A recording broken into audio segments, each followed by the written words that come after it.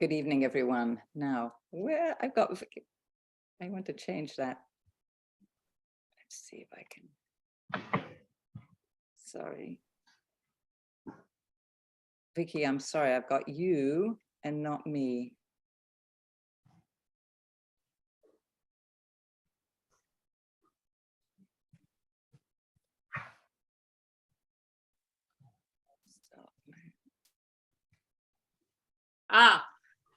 I see where we can pause recording. Okay. Thank you. Okay, good. So I'm going to have you in charge of that. Oh boy, y'all. Good evening, everyone. I'm sorry for those technical difficulties. Welcome to the Do Tell Story Swap of Sonoma County. My name is Katie Mangan, and I'll be your host for this evening. Tonight, it's Tuesday, January the 10th, 2023. Happy New Year and welcome. So we have 6 tellers right now. So if you wish to tell, you can put your name in the chat and yes, and we can add you onto the list.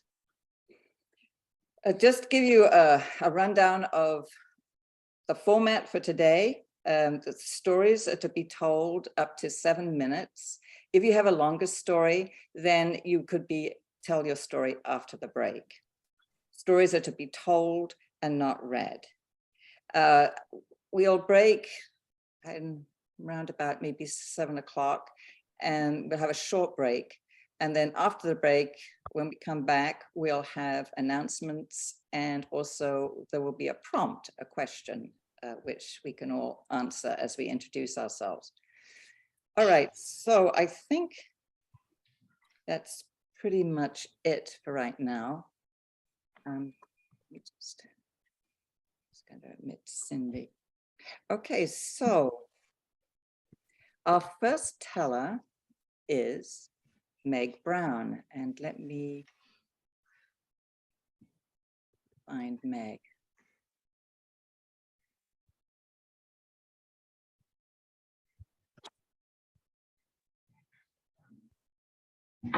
Here you go, Meg. Okay. Are you ready, Katie? I am, and I'm sorry, I'm next to you and I don't know how to get rid of myself.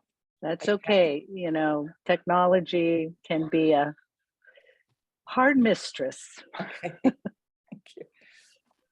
Okay, shall I begin? Yes. Okay. Well, I am obsessed with the weather right now, as many of you probably are too, and it brought to mind some of my experiences with weather. I was born in Pennsylvania, and my parents moved not that long after I was born up to East Aurora, New York, which is very near to Buffalo. And when I saw the news about Buffalo, it always brings back the memories of a picture snapshot that my parents took of my brother and myself standing in front of the house with the snow up to the eaves. And I'm standing there in a little coat and a little helmet type hat with little pom-poms on the top that made me look like a little bear. And I've always found that to be one of my favorite photos of when I was little. But when I was 5, we moved out to Arizona. And well, Arizona, unless you live in certain parts of the state, never get any snow. And so for the next 20 years living in Arizona and then in California, I never went to the snow. My parents had had enough when they lived in New York, so they never took us to the snow. I had no experience with it. It was something on Christmas cards and in Christmas books, you know, that you would see the pictures of the trees laden with the snow, but I had no real experience of it. But when I was 25, I moved to Chicago, and Chicago is pretty well known for its snow. And I thought it was such a great adventure. It was something that I had never experienced. And I thought, this is great. I'm going to have new experiences. I'm going to find out what snow is all about. And so for the next several years, well, yes, I did find out what snow was like. You know, it was cold and wet, and it melted into slush and it got dirty, but sometimes it was absolutely beautiful. Well, eventually I got a job where I needed to go to Minneapolis, Minnesota, every so often to see my customers. And that meant going in the summer when it was just gorgeous, green and verdant and lovely, and going in the winter where it was likely to have a lot of snow. And I did discover early on that Minneapolis knows how to deal with snow. It can snow heavy during the night and the parking lots will be clear in the morning. You can go out and do your work, not a problem. Well, I was up in Minneapolis one winter and I needed to go and see a customer who was in a small town about 60 miles north of Minneapolis. And it had a big super highway between Minneapolis and this small town. So I knew it would take me about an hour to get up there. No problem. The night before, I did hear on the news that they were expecting a blizzard to come in, but the blizzard wasn't supposed to get there until about noon. So I thought, no problem. I can drive up there, meet with my customer, and get back and get to the airport in time to get my flight out that night back home. So sure enough, get on the superhighway, drive up to Minneapolis. It's really not bad at all, maybe a little gloomy, sort of like what we're having right now, but no problem. Met with my customer, finished up about 11 o'clock. And I thought, I think I'm just going to skip lunch and go ahead and head back just in case that blizzard they were talking about is going to come through. Well, I don't think I had gone 10 miles when it started to snow. And it didn't just start to snow, it started to snow hard. And the snow was accumulating on the road, but there were snow plows. They have it down in Minneapolis and Minnesota. And I thought, no problem. So I kept driving. Well, then the snow came down harder and harder. And I began to experience what they call a whiteout. A whiteout is like the really thickest fog that we ever get here. You cannot see beyond like 50 feet. But I thought, oh, well, this is a great experience for me. I'll just keep driving. I'm sure everything will be fine. So I did. I kept driving. And there were cars pulled off to the side of the road. The trucks, oh my goodness, they were the worst because they were just spewing the snow right into your windshield. But I was still driving slowly, but I was driving. And then I saw the trucks that were jackknifed on the road. And I thought, I think this is pretty serious. So I saw a place where there was a restaurant and a hotel off, on the side of the road. And I thought, well, maybe I better stop and wait this out because this is a pretty intense experience here. And so I pulled in, but it was jam-packed full of people. There were no places to park. People were parked on the side of the road. The snow was coming down like crazy and it was just impossible. So I thought, well, okay, I'll just keep driving. And so I did. I got back on the freeway and it was whiteout. It was impossible almost to see ahead, but I crept along and I crept along and I kept thinking, is this smart to do? Is this a smart thing to do? I'm not sure I should have done this, but I kept going and kept going. It took me 4 hours to go that 60 miles from this small town to the airport in Minneapolis. And I made it. I made it. Took 4 hours, but I made it. And guess what? Of course, my flight was totally delayed. So I hadn't missed my flight. I turned in my rental car and I got into the lobby of the airport and I breathed a big sigh of relief. And I thought, naivete, a need for experience, or just plain stupidity. I don't know what all that was about, but I will never, ever do that again. And that was probably my worst experience in snow for a girl who had grown up in the West and never had snow in her life before. Thank you. Oh, that was wonderful, Meg. I mean, a very brave and courageous story and beautifully told.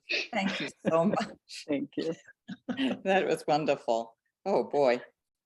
You hear stories of horror at Tahoe, but nothing like that.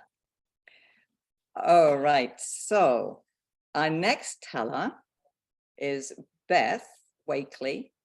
Beth is coming to us all the way from Hawaii, I think. So let me, okay, sorry about this. I'm going to.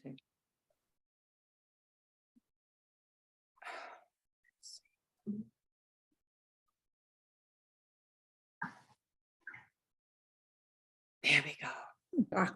I will say aloha, moving from ice to fire now, because we are in the land that has been built by fire, especially known as for the goddess Pele, whom you may have been hearing about lately with the eruptions. And this story comes from long ago. Pele being a woman one is not to trifle with. Well, one of the favorite activities in the Hawaiian Islands, of course, was fast moving waves, surfing. And if there wasn't good wave action, they had created a very special sport, holua, which is an incredibly fast slide. Maybe at the early days when the lava tubes were slick, they thought, oh, this is fun. So they started to design special slides from way up high on the slope down to the beach level. They would create the lava rock to be very smooth, working very hard, and then maybe covering it with the mats. They weren't exactly sure now, but that's what it must have been. And then weaving the slickest of grasses. And a halua is actually, it's a very narrow sled with a long, wonderful hardwood runners. And of course, only the men and only the ali'i, the royalty, were allowed to use these very, very dangerous, slippery slope and the sleds. And so we have a young chief, oh my goodness. An arrogant man, perhaps. Kalawake was there waiting to his turn, wanting to go down as fast as he could. He was one of the best, and he was practicing for a race to be coming up in maybe a little while, a few days, I don't know exactly. But he was approached by an older woman, and she asked to race him. He dismissed her without any courtesy, not one bit of a smile or a no, thank you, or any type of manners at all. Instead, he kind of just humphed, jumped on his halua, and began his descent rapidly. He could hear below screaming from the spectators who were down so far on the beach, and a roar behind him, a roar that he hadn't heard before. It was coming up very close, and he glanced, and there in the fire was the face, and he knew it was Pele. He had forgotten. Pele never forgets a slight. She was coming as fast as the lava was carrying her, just catching up a little bit, but our young chief was very, very capable, and he could move his body just so to just get a little bit more speed, and he made it all the way down, all the way to the beach, jumping and leaping off of his sled onto the sand. And his brother had seen what was happening, had the canoe ready. Just as he got in the canoe and paddled as only those young men, those kane, can push the paddle and through the water, the steam rose, enveloping everything. The canoe was just safe by inches. Well, Kalawai knew that he could not come back to his island of Hawaii. He knew he had to leave it forever.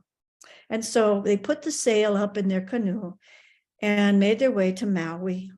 And I do not know what has become of him, but I do know that Pele is still a little bit angry and has been sending out lava from Mauna Loa and from the crater on Imaumau in the mountain of Kilauea. And just 2 nights ago, maybe 3, when the moon was full, I went outside to really look, and there, 90 miles away, was the glow of Kilauea, as bright as it could be, looking as if I were just a few miles away. It was very angry that night. No lava was going to damage anything there, but the lake itself was starting to fill again. And so we do not know the next chapter with Pele. We do know that Hawaii is getting larger all the time. And we also know that it is very important to greet our elders with courtesy and deference, especially if a possibility it could be Pele. So when you come to Hawaii, you know you mustn't take any lava home or anything that might belong to Pele. She will remember and come after you.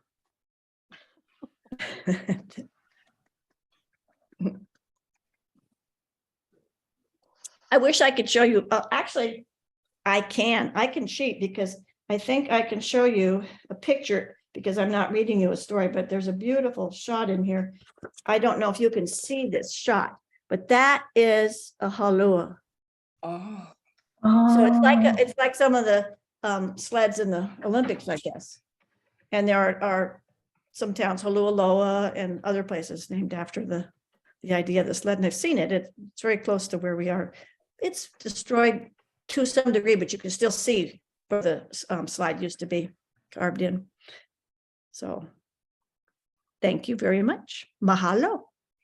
Mahalo. thank you, Beth, for that cautionary tale. How we must behave ourselves when we go to Hawaii. That was wonderful. Thank you again. We love all your stories. Right, our next teller is Sharon Elwell. And let me welcome Sharon. Okay.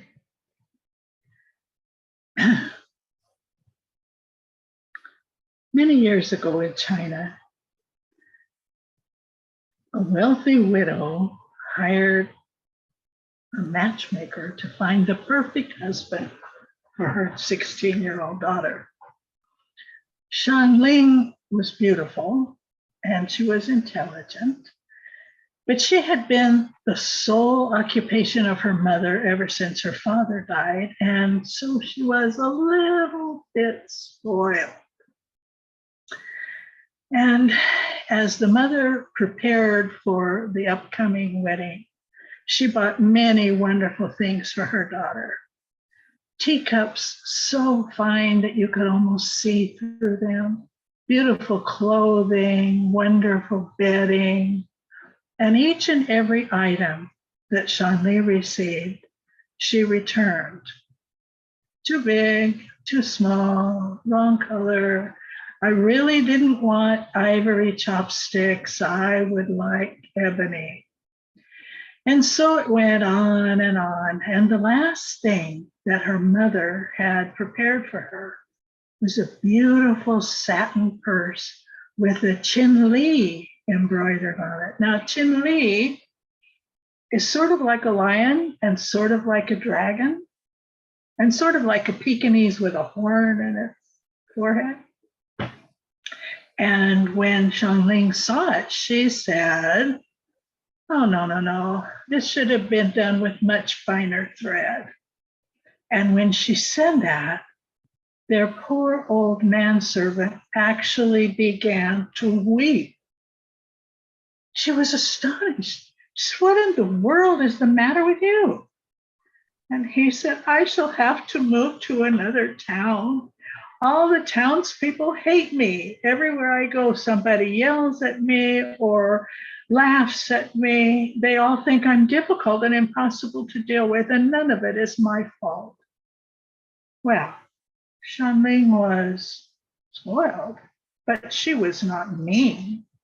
And so she said, "Oh, well, in that case, don't take this back. And now that I look at it, it's pretty nice. We'll keep it just the way it is." On the day that she was to travel to her husband's village to meet him for the very first time, her mother had hired a beautiful sedan chair with carved mahogany and golden curtains, and 4 strong men to carry her on the way. And just before she left, her mother gave her the Chinle purse and said, "Don't open this until you get to your new home. It will always remind you of us." Well, they hadn't gone very far when it began to rain, and then it began to pour, and they had to duck into a pagoda to wait out the storm.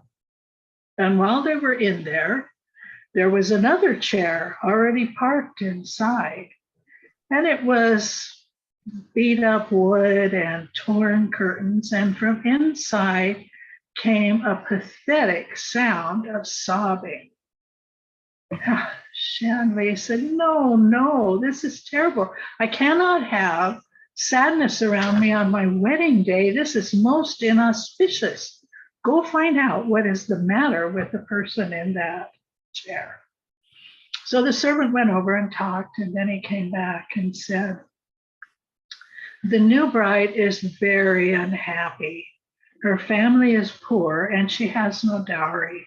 She's going to meet her new husband without a gift for him, and she's humiliated." Shangli had no money, but the first thing that she saw as she looked around was the Chinle purse. And so she handed it to the servant and said, "Give it to her so that we can stop this wailing and find joy again today." Well, as it turned out, Shanli's husband was a kind and generous person, and they were very happy together, and they had a beautiful son, and they lived well. But about 6 years into their marriage, there came a huge flash flood that took out the village and their home and their land and everything. And in the swirl of brown water and screaming people, Shanling lost contact with her family and couldn't find them. She found herself walking up a muddy road, cold and wet and hungry, with a line of displaced people. When they arrived at the next village, someone said that Yuan family was handing out food. So Shanling got in line with the others, and she got the very last bowl of rice porridge. But behind her, she heard someone weeping. And so she turned and saw an older woman, and she gave her that last bowl and walked on just as hungry as before. She hadn't gone far when she heard footsteps behind her, and it was the man who had been handing out the porridge.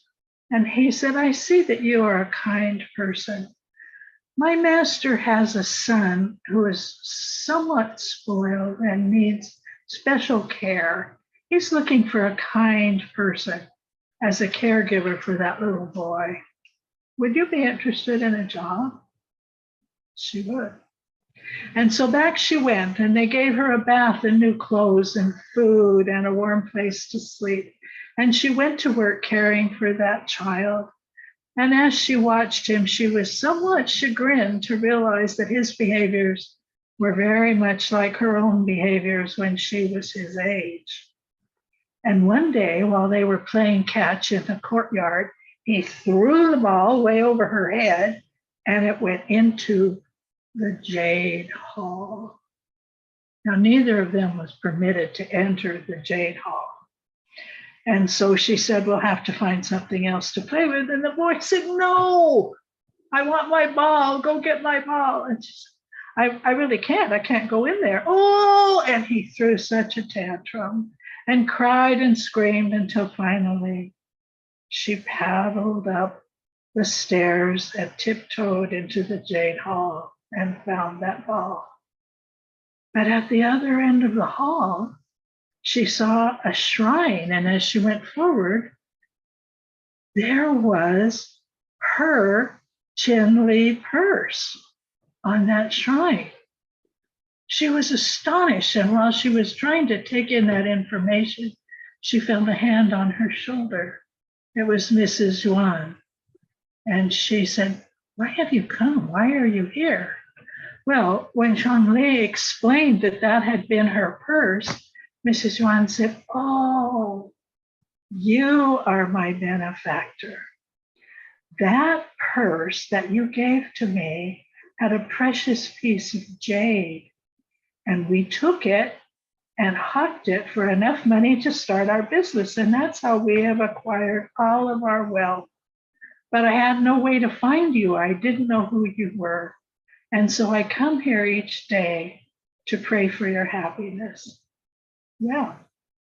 It didn't take long for the Yuan family to send out searchers to find Shangling's husband and son. And eventually they were reunited. And they took the piece of jade that the Yuan family had purchased again, and they did the same thing that the first family had done. They used it to start a business of their own and also became very prosperous. And as an old woman, Shanling would often tell that story. And when she did, she would say, "That which we freely give comes back to us doubled."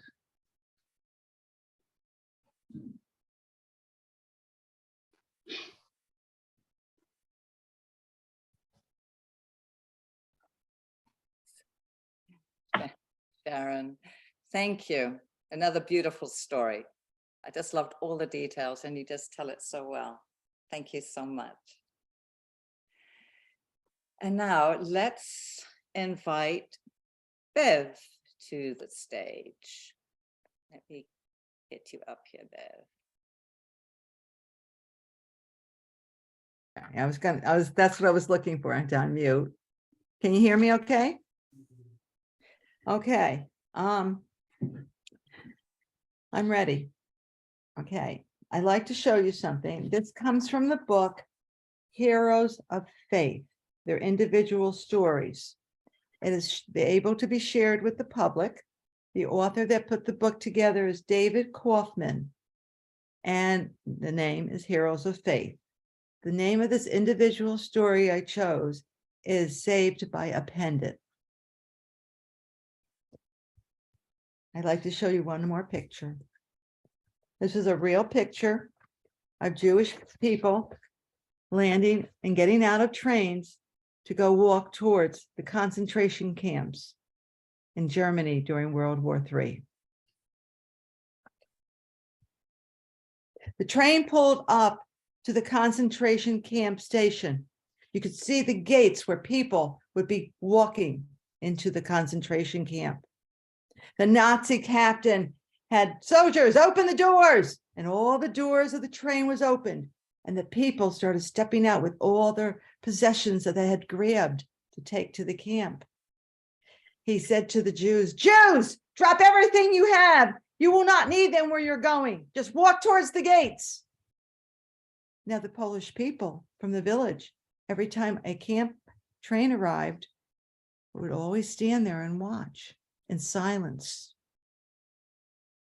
And the captain said, "These Jews won't need any of it. They won't be back for their possessions. Take whatever you want." Two women, the very last train, stood there watching and looking at the people. Then they saw her, a beautiful, well-dressed woman in a beautiful, wealthy coat, very beautiful kind of fur on it. And they said, because they knew that a lot of these women would be hiding very valuable things in their coats.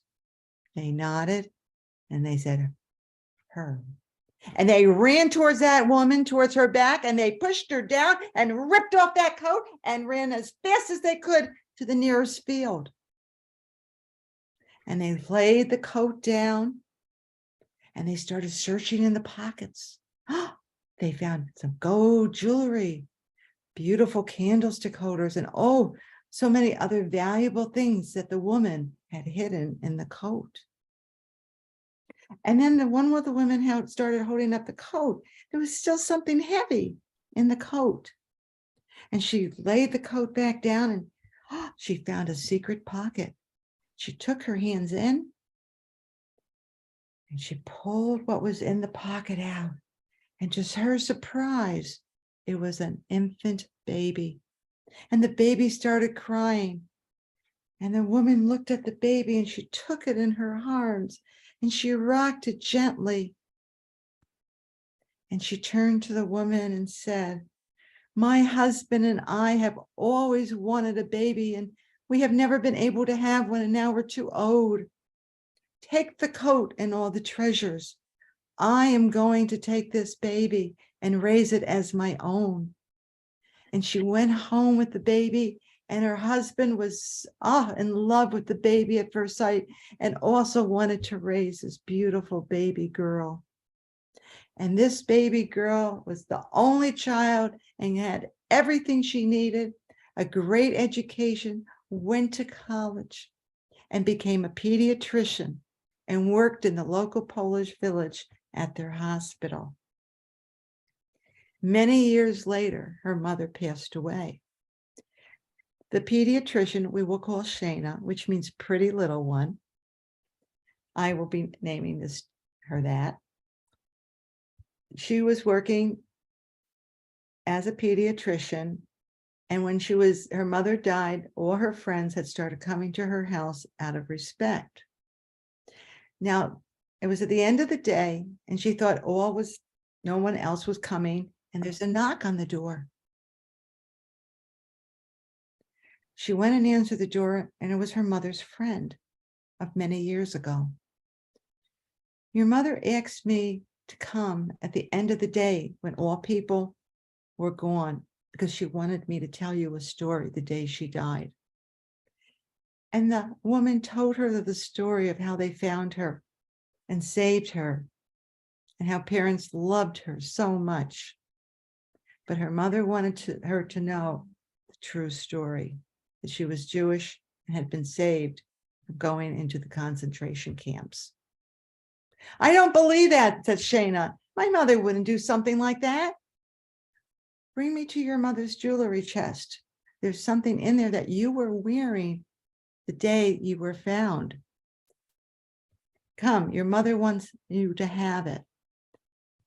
I don't believe this, but she did. She went in with this woman, and in the jewelry chest, they found the gold chain with the pendant on it. Finally, the pediatrician, Shana, she realized this was a true story.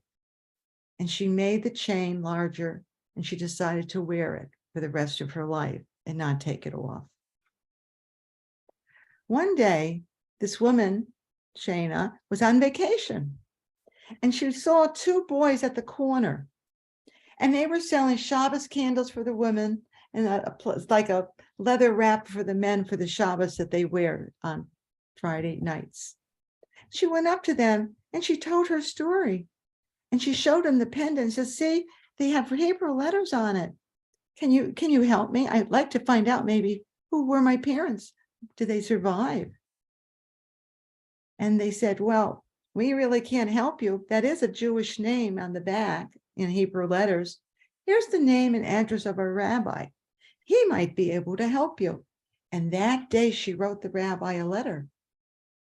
And a few days later, she got a response. "I'm sorry, I cannot really help you even by reading the first name of the Hebrew name. However, if you want to find your Jewish faith in the land of milk and honey, take a visit to Israel. They need pediatricians there in the hospitals. You might want to take a job and see the rabbis there and ask them. They take names of people who survived and did not survive in the concentration camps." A few weeks went by and she really became curious. Well, maybe I could find something in Israel about my family and what happened to them. And she flew to Israel and she saw the milk of land of honey, and she fell in love with the land and decided, "I'd like to get a job here." And she started working as a pediatrician in Jerusalem. The rabbis blessed her became a Jewish person. And now as a Jew, working as a pediatrician, she was making a new life in Israel. And she met and married and raised a family and had a wonderful life.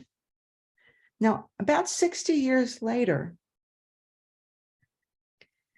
she was working in the hospital and boom, a large explosion went off at a cafe in the center of Jerusalem, only a couple blocks from the hospital.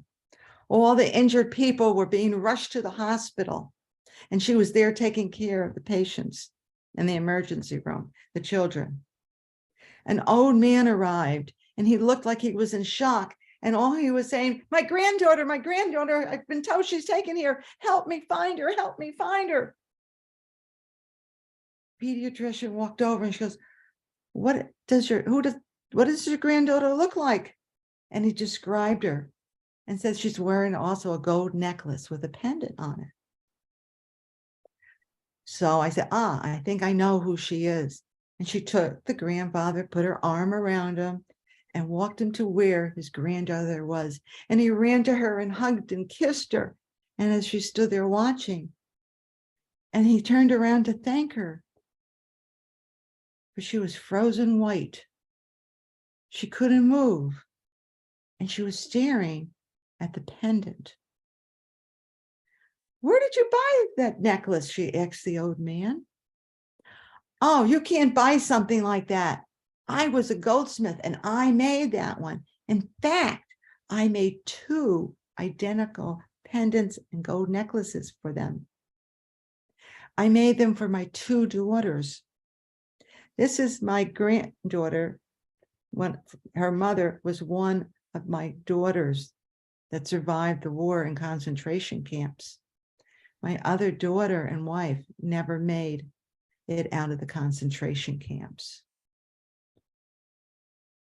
Now this time, she started slowly unbuttoning the top part of her blouse. She took out the identical gold chain and pendant. The granddaughter now and the grandfather now turned white as ghosts. And she looked straight in the eye of the grandfather and said, I am your daughter. You are my father. And this is a true story of how a Jewish girl was brutally ripped away from her mother on a Nazi platform almost about 60 years ago and was reunited with her father. Thank you.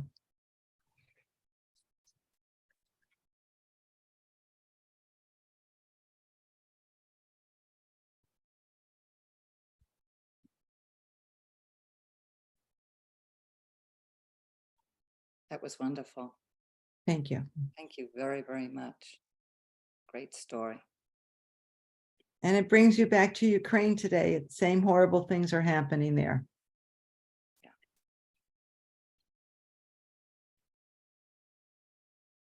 I'm wondering if we have 2 more tellers on the list. And I wonder if Genevieve, did you want to tell a story today? And if so, is it long?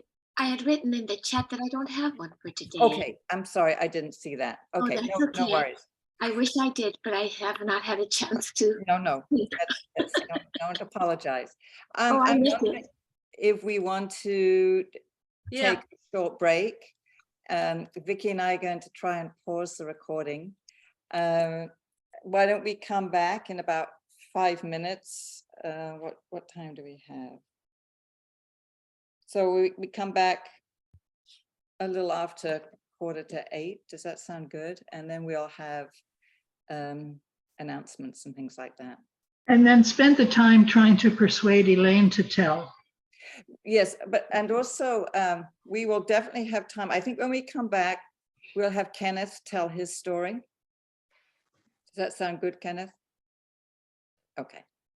And when do I tell after that? Yes, you'll be the last teller. Oh, all right.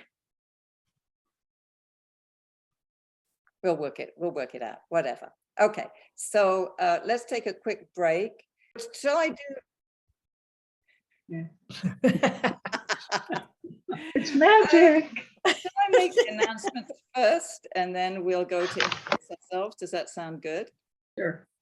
Okay. All right. I'll leave it like that.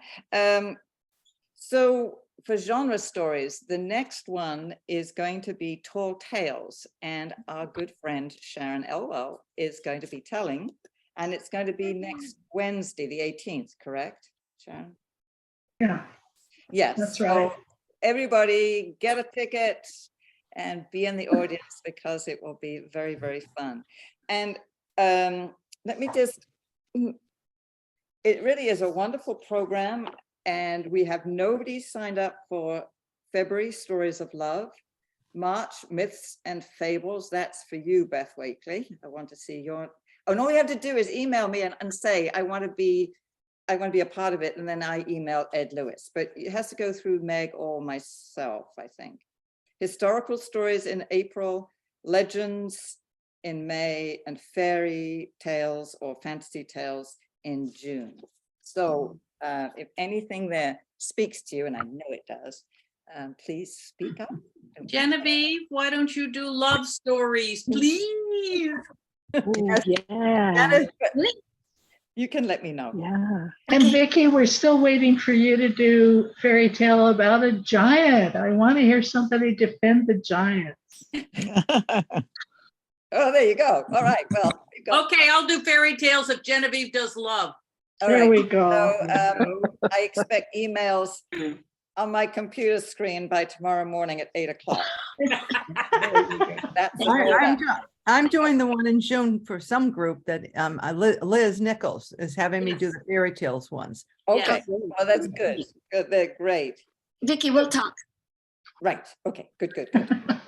Now this is exciting, everybody, and you listen up because we all are going to be there. The Story Swap is going to go to the Bay Area Storytelling Festival. It's Saturday, April the 26th. It's in Orinda. Please mark your calendar. Yes. And we want to go, and we can go and meet everybody who we just been seeing on screen, and we can just say, thank you, thank you, thank you. So I'm thinking about, we should get carpools together. Story Swap will just, It's not on Zoom, is it? no. Oh, yes, it will be. It will be. I'm Oh. sure it will be. But I think those of us who can go in person, it would be absolutely Oh, awesome. wow, Who yay. wants to put me up? I'm just teasing. I'm teasing. Yeah, so I think that's all the announcements. So now we're going to go around and introduce ourselves and answer the question. The question is, what do you most enjoy, dislike, or hate about the rain? So I'm going to start. So my name is Katie Mangan. I live in Santa Rosa. I love the rain. I love the rain. I grew up in England. I mean, it's just so gorgeous, and it's just so soft and energizing, or it's just very invigorating. I do love it. And even all the rain that we're getting, and luckily, thank God, we're not badly impacted. I'm still enjoying the rain. So now I'm going to call on Vicki. My name is Vicki Ness. I live in Sebastopol, California.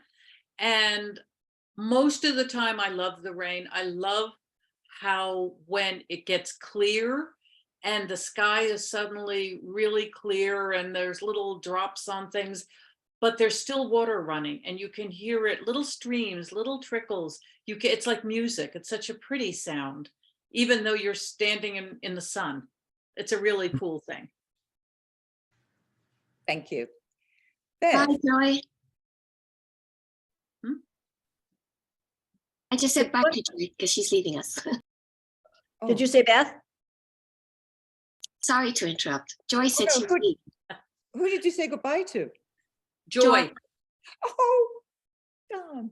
Bye, Joy. Okay. Bev, Bev? Me, okay. you. I wasn't sure. My passion is flowers and gardening. And I sing every time it rains, raindrops are falling on my heads, because I am the crazy flower lady of my street. And I will go out in the rain and garden and take pictures of the raindrops on my beautiful flower garden. So rain to me means great picture taking, great smells that come after the rain, and the growing of the flowers that need the rain every year. Great, thank you. Kenneth? And me. I'm Kenneth Foster. I live in Ephraim, Utah. And what I like about the rain is afterwards, the smells. You walk outside and everything smells so fresh and clean, and it is invigorating. And I just love after the rain, I guess, is what I love about the rain. So thank you. Thank you, Kenneth. Elaine, what do you like about the rain or hate about it? Oh my goodness. Everything that everybody else said, but mostly it reminds me of when I did a lot of hiking and backpacking and being in the woods and the smell of rain that's coming, that's come, and it just lasts forever. And it's the most beautiful thing. Love it. Right. Thank you, Elaine. Thank you. John, what do you like about the rain? I think what I really like is laying in bed at night, getting ready to sleep, and the rain is coming down, and hearing it, dripping off of the eaves, and it just makes me want to just snuggle into the bed a little more and feel kind of safe, and yeah, I like that feeling. Cher. Hi, Cher. You're on. I like that. I like the same thing. I love the way the rain sounds when you're in bed. It's nice and comfy.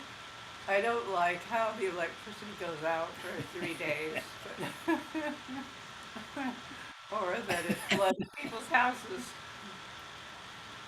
Yeah, thank you. Beth? Well, I truly appreciate our rain recharging the waters, the underground water systems. I'm hoping. It is a shame it's a little too much. It doesn't ever do it, just gradually, but so grateful for the rain. We have not had any rain here where I am for all the time you're going through the atmospheric rivers. They've been far north. And I love the glory of the rainbows too, that we get rainbows, but because moisture in the air, and that's just a real gift as well. And I too like to be out in the rain. Except when I'm shoveling out the drainage ditch from the neighbor's mud coming into my yard. But other than that, I like the rain a lot. Thank you, Beth. Elisheva, what do you like or hate about the rain? Well, I live in Petaluma, and something I don't like is often the rain clouds come down and then they split and go around us on both sides. So, I wish it'd be a little, not flooding us, but, sometimes we feel cheated. Maybe you get 12 drops all night, Yeah. But, yeah, and I like that when it is in, the rain is functioning like we think it should, like we're used to it, that I don't have to water with a hose or anything for quite a while. I can just let nature do its choice, so that's fun. Great, thank you. Mm-hmm. Genevieve, what do you like about the rain or not? Well, I join everybody with the smell of a wet earth after it rains, and I just put the 3 things that are causing us to smell that wonderful, delicious smell. But in the chat, in Mexico, in songs, we just call it tierra mojada, wet earth. Mhm. And it's really nice. I also like, except that my garden has a lot of clay, so that's not exactly the case. But the way you can, it just, everything just gets so good, and it's so easy to move plants around and so forth. What I don't like is if my dog goes out and there's some sort of critter that's been around and he decides to dig in the freshly rained upon earth, then I have to bathe him at 11 o'clock at night. And actually, the reality is that although many of us are not affected, quite a few people in the counties have been affected. I have a friend who a branch fell from a tree and punched 3 holes in the living room and another hole through the deck above them. So, but anyway, it is still wonderful. It's just wonderful. And I love the fact that nature has so many things like that for us all the time. Yes. Thank Full you. moons and rainbows and stuff. Gay, tell us your thoughts. I like the rain, the effect of being kind of shut in and housebound, because then I can do projects that I probably wouldn't if it was nice weather, because I'd be outside. But I get things done that I want to get done, and it's a nice trade. Right. Meg. Well, as I said, I grew up in Arizona, so rain was scarce and very magical. But usually in August or September, you'd have these monsoons. And what I loved about the rain was that you could see it coming across the desert. And in front of the rain would be this coolness that would kind of move along in front of and with the rain. And so you could watch it, you could feel it. And I've lived in a lot of places that have had much, much more rain now in my, that I'm here. And, but still, that's the most magical thing about rain to me, is how you can watch it moving across the earth. And sometimes you'll see a rainbow. So it's magical. Thank you. Sharon. Rain is a big deal up here. We have more days that rain than days that don't rain. And a lot of folks have seasonal affective disorder and get themselves out lights and try to pretend they have sunshine to lift their mood. So it's different here than it is other places. But what I like best is the sound, I think, because we have skylights, and so it amplifies the sound of the rain. And it's just such a soothing, lovely sound. That's my favorite part, I think. Thank you. Cindy, are you still here? And if you are, would you like to tell us about rain? I think Joy has left. Vina, would you like to tell us your thoughts on rain?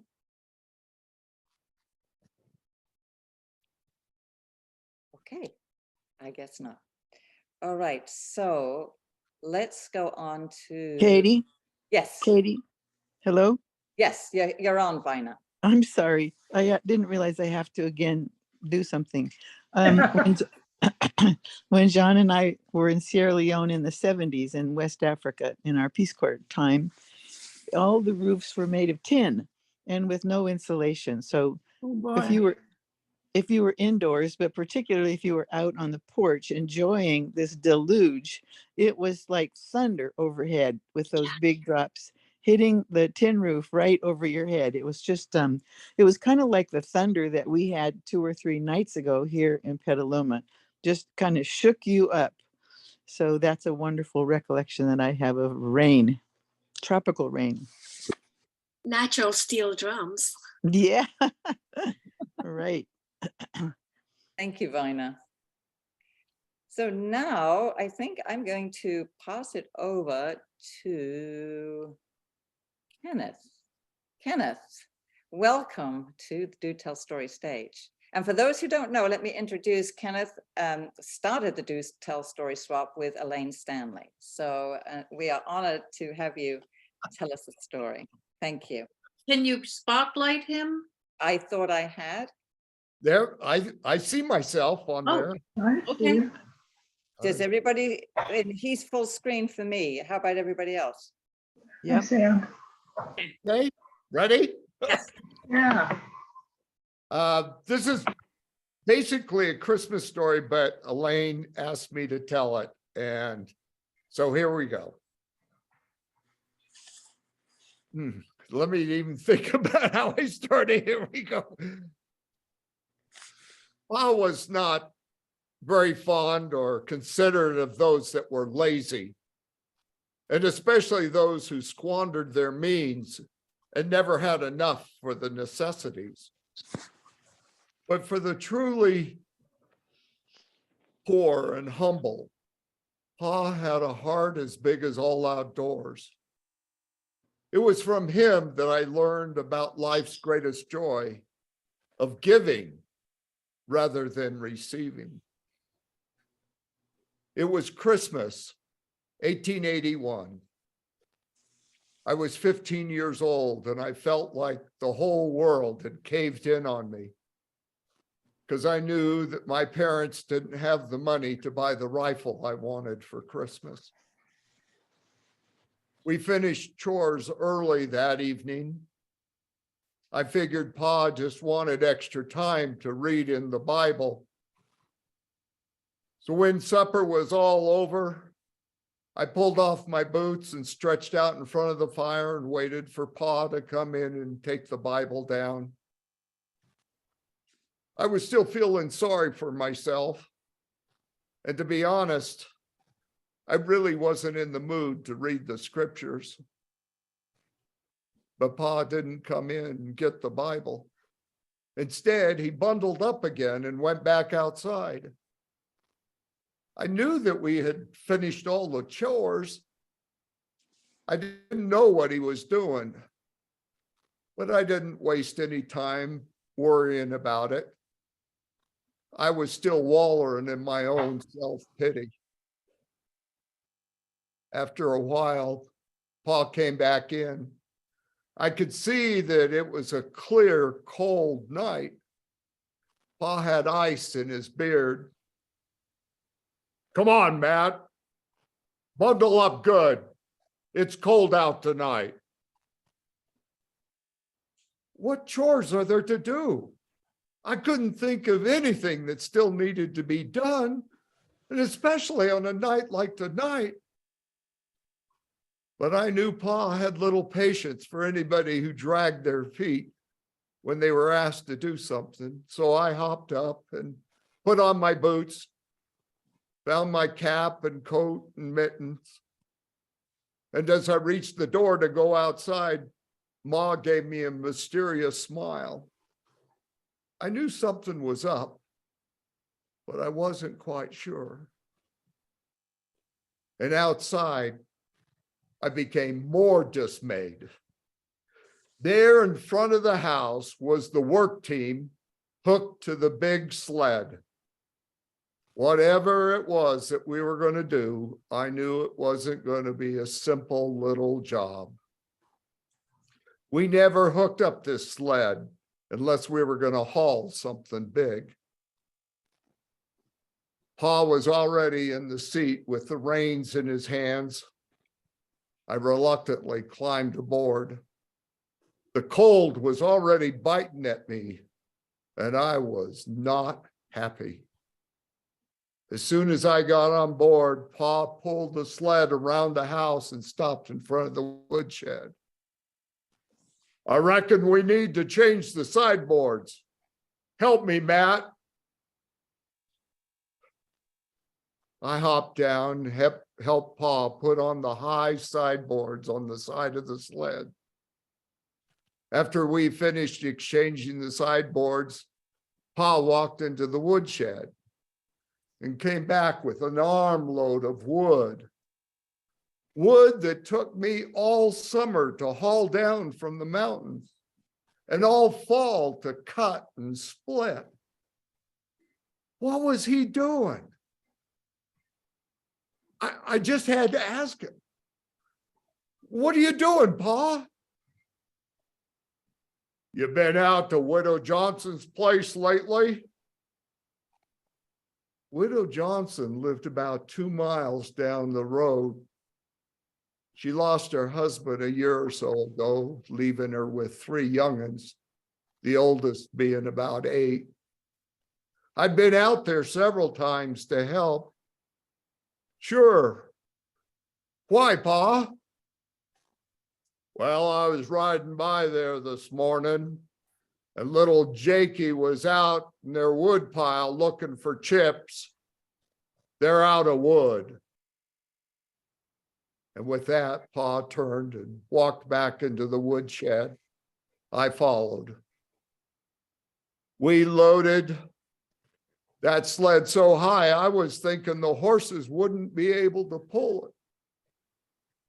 Finally, Pa called a halt to the loading, and we walked to the smokehouse. Pa took down a big ham, some side of bacon, and handed them to me. Told me to put them in the sled and wait. In a little while, Pa returned. He had a sack of flour on his shoulder and a smaller sack filled with something in his left hand. What's in the sack, Pa? Shoes. Shoes? Yes. When I saw little Jakey out in the wood pile, he had gunny sacks wrapped around his feet. And I got a little candy too.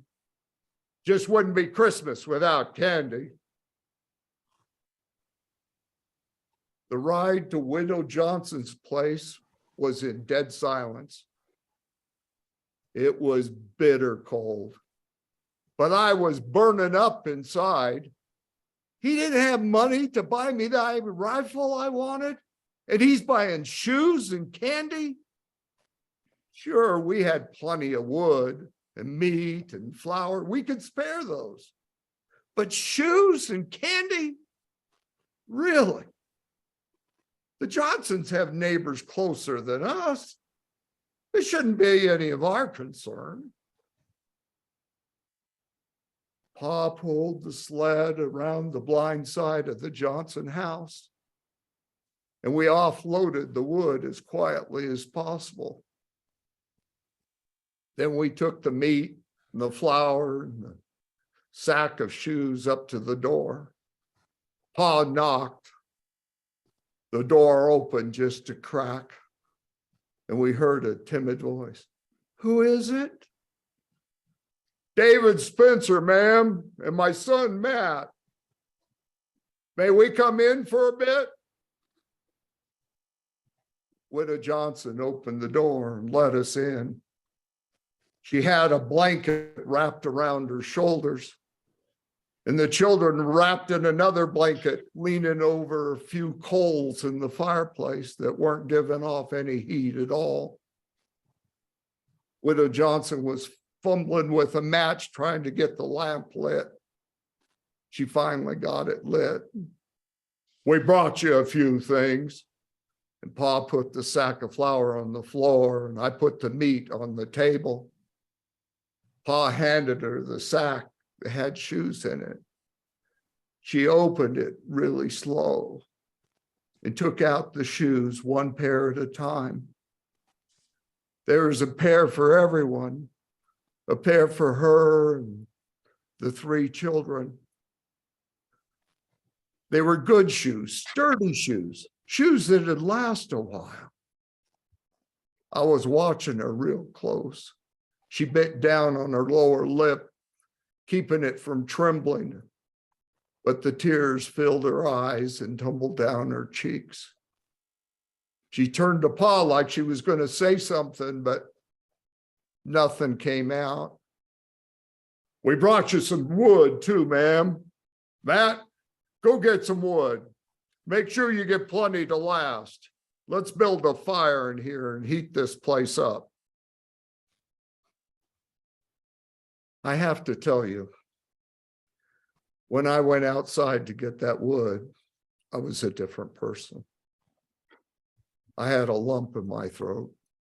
And as much as I hate to admit it, tears were welling up in my eyes as well. I had a fire going in no time, and everyone's spirits were soaring. The children started giggling when Pa passed out the candy. The widow Johnson was watching everything. I saw a smile cross her face. Probably hadn't been there in a long time. After a while, she turned to us. God bless you. I know God sent you. Me and the children have been praying that he'd send one of his angels to spare us. Now, I never thought of my pa in those kind of terms. But after Widow Johnson mentioned it, I thought, well, that's probably true. Pa sure helped a lot of folks. Spent a lot of time helping others, Ma and me included. And as I thought on it, the list seemed endless. Pa insisted everybody try on the shoes before we left. Every pair fit.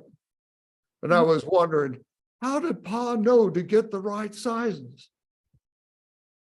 And then I guessed, well, if he was on the Lord's errand, the Lord would make sure that he got the right sizes. Tears were streaming down Widow Johnson's face again as we stood to leave. Pa stretched out his big arms and hugged each one of the children. They were clinging to him.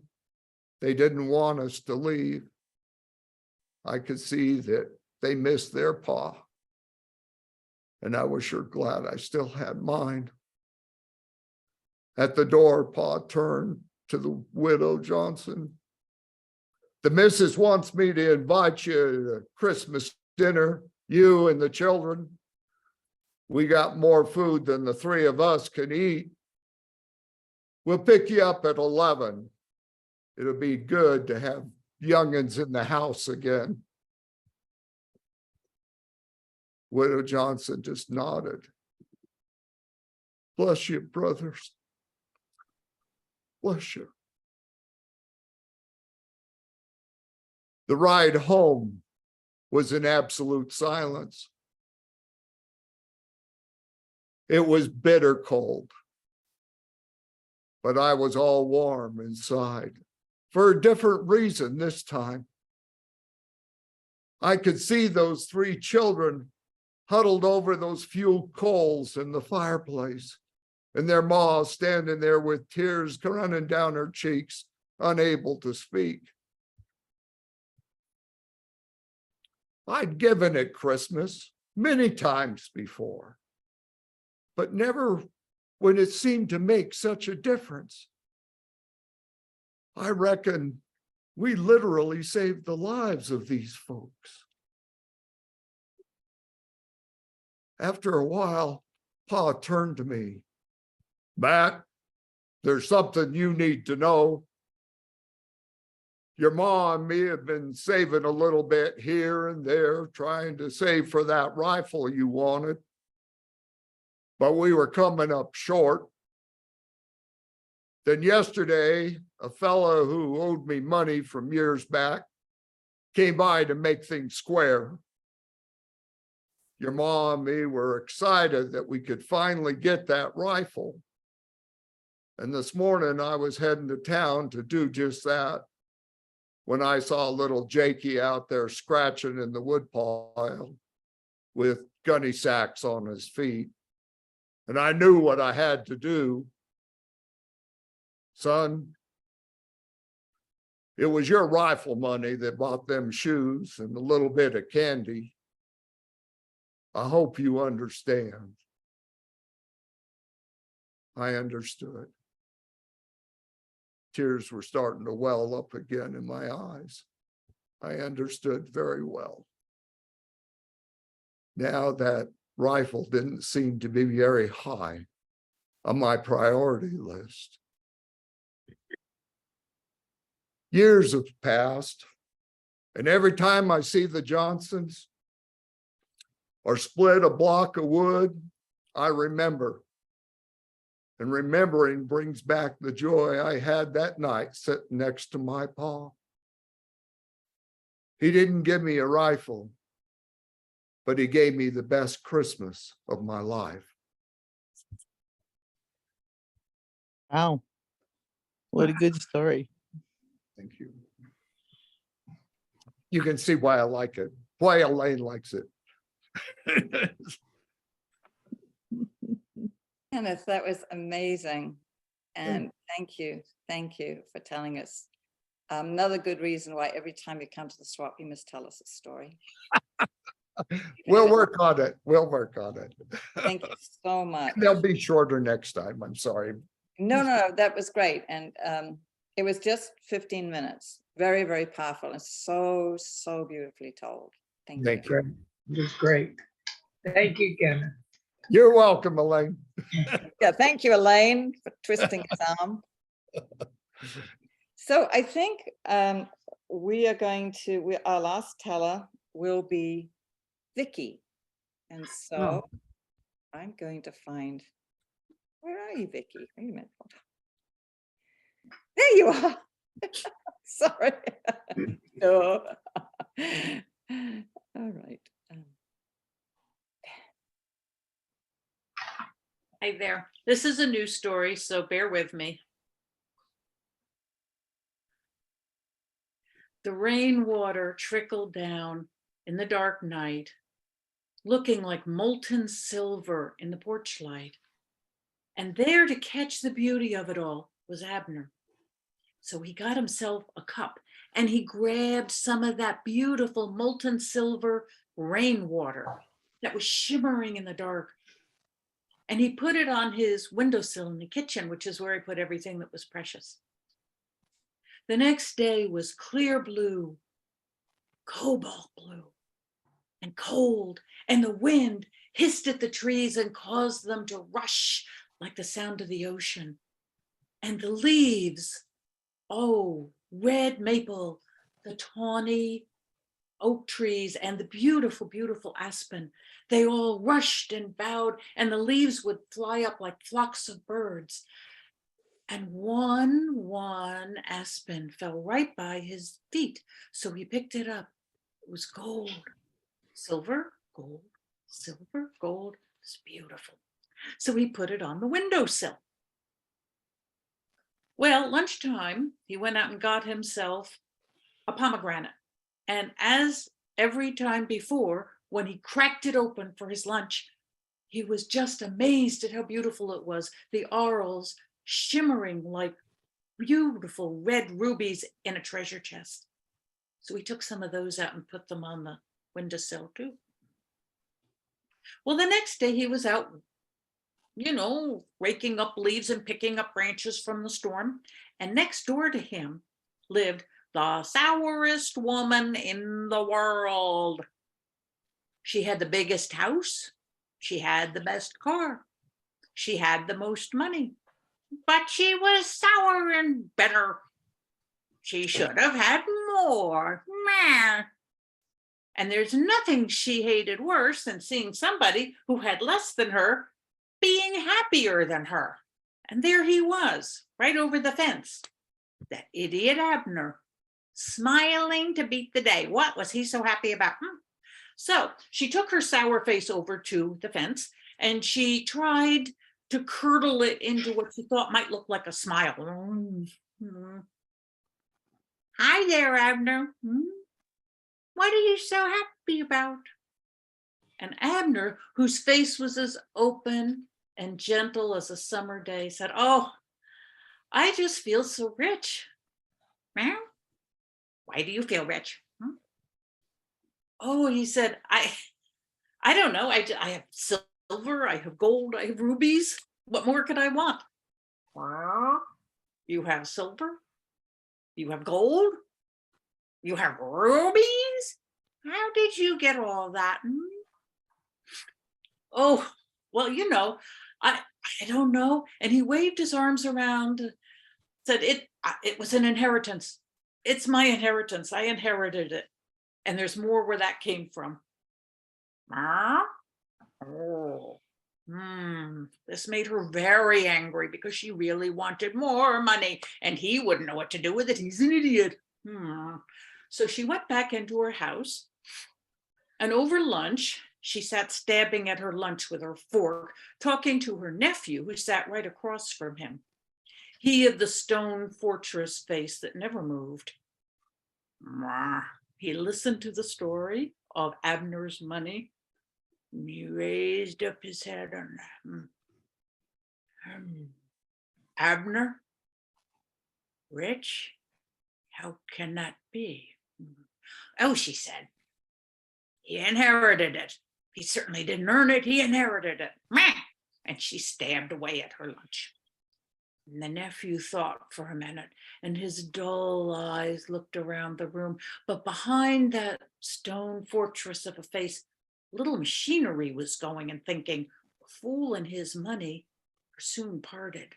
I know what I can do to get that money. And the more the little wheels spun behind his brains there, the more his eyes started to glow like tiny little lanterns in the back of a dark cavern. I can get that money. Silver, gold, rubies. Yeah.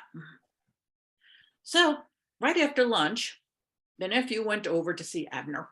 And in no uncertain terms, he explained to him that if he, Abner, did not give the nephew, the gold, the silver, and the rubies really soon, an accident could happen to Abner's house. It could like burn down in the middle of the night with Abner in it. That wouldn't be good, would it?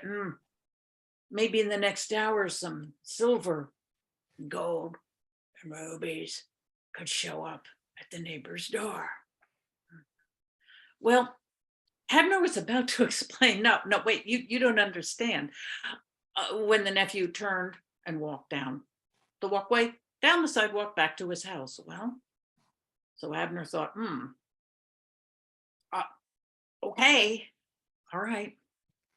Well, within an hour, there on the doorstep of the sourest woman in the world's house was a box. And the sour woman picked it up. Oh boy, oh boy, oh boy. And she took it into the kitchen table and put it down. We got all the silver and the gold and the rubies. Yes, we did. Yes, we did. Yes, we did. And she went to get the champagne, which is what she kept just in case there would be such an occasion as a whole lot of wealth would fall into your lap for no apparent reason. And she popped the cork and she got 2 glasses and poured them champagne. Oh, and they toasted their wealth. Meanwhile, Abner picked up a book from his kitchen and headed out to the library to return the book and maybe get a new one. And he was walking down the sidewalk, and what should he see but this rock? It was just a piece of granite, but you see it had mica in it. And if you've ever had mica in a rock, you can see it shimmers and it shines. And he looked at it and it shone just like stars shine in a dark night. Well, in daylight, these shine, a whole constellation of lights. It was amazing. So he put it in his pocket. And then he saw right down there next to it a piece of broken beer bottle that was deep forest green. And if you held it up to the light, it was just amazing. It was beautiful. So he put it into his pocket and he went off to the library feeling like the richest man in the world. Oh, they're beautiful. Meanwhile, in the neighbor's house, the sour woman raised up the lid of the box. What's this? What is it? What is it? She picked up a bottle. Gutter water. We have gutter water. And the nephew stuffed a big paw down into the box and came up with a dead leaf. And they looked into the box again. Ooh, pomegranate seeds. Garbage. We got garbage. And they started blaming each other for being stupid. It's just garbage. Well, that's all we got is garbage. You're an idiot. Oh no, you're an idiot. And they started fighting until all of the anger roiled up and took off the roof of the house. But wait, then it blew out the windows of the house. And then the walls started trembling and they fell down and left just a table with 2 people arguing in a box full of garbage. And so it was that those very same common everyday elements that brought such wealth to an open heart, to the greedy and grasping heart, brought nothing but more poverty.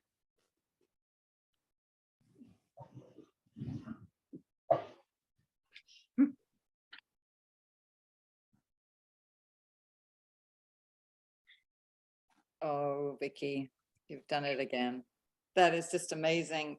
So creative, wonderful faces. I don't think you can make a Sarah face, but you can. Thank you, thank you, thank you. This has been such a lovely evening. Just such awesome, awesome stories. So if I was clever, oh, wait a minute, let's do the gallery. Let's see, we can get everybody up. All right. So thank you all, our great tellers, Meg, who kicked it off with her story about the snow, the horrifying story. Beth in Hawaii, thank you again. And Sharon, I think you're next with the beautiful folktale, the Chinese folktale. Thank you. And Bev, thank you very much for your story. Very moving, beautiful. And then we come to Kenneth. Awesome. Thank you. And Vicky, who rounded up the evening so beautifully. Phew. Treasures. You all are treasures. It's just wonderful. Thank you. Thank you again. We're going to be meeting. Our next is Tuesday, February the 14th. Woohoo, who would have thought? So hopefully you can all be here. So thank you again. And I think Is Tuesday, February 14th, Valentine's Day? it is. All right, then. More love. More love. More love. What can we say? Even more love. Thank you. Thank you again. And I'm going to stop the recording. Thank you, Katie, for being our hostess with the mostest. We really Yes, appreciate thank you, it. With the Katie. help of your capable sidekick over here, Thank Vicky, you. thank you guys. You're doing Oh. great. Yes, thank you. You're most Yeah, welcome. Thank you and so much. everybody. I got to stop the recording. We're still going to be here.